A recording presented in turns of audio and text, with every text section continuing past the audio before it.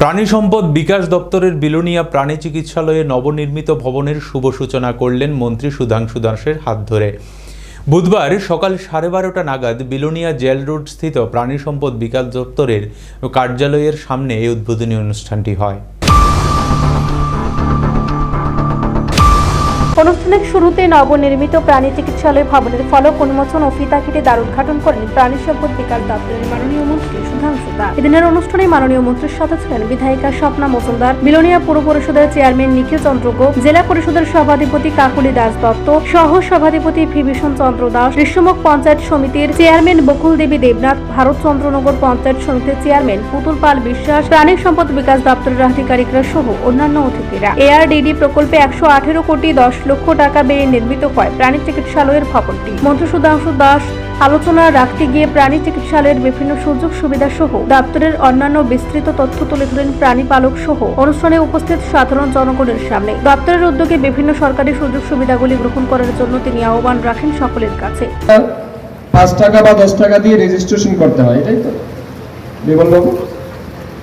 5 টাকা দিয়ে একটা রেজিস্ট্রেশন করে আপনাদেরকে এন্ট্রি নিতে হবে। তো আপনাকে ফ্রিতে চিকিৎসা আমরা প্রোভাইড করব, সাথে মেডিসিনও আমরা প্রোভাইড করব। তো এই দুইটা কাজ মেজরলি আমরা করে থাকি সারা বছর। তো তার সুবিধা আপনারা এখান থেকে নেবেন। এর বাইরে ধরুন আপনার বাড়িতে কোনো একটা গবাদি পশু গুরুতরভাবে অসুস্থ হয়ে গেছে বা অ্যাক্সিডেন্ট হয়ে তার পা কাটা পড়েছে, এবারে তাকে হাঁটিয়ে আপনি হাসপাতালে নিয়ে আসতে পারবেন না। তো সেই ক্ষেত্রে তাকে তো চিকিৎসা করাতে হবে, ডাক্তারবাবু না দেখলে আপনার চিকিৎসা হবে কি করে? তার জন্য আপনি বাড়িতে বসেই 1962 নাম্বার আপনারা চাইলে লিখে নিতে পারেন। 1962 এই নাম্বারে কল করবেন।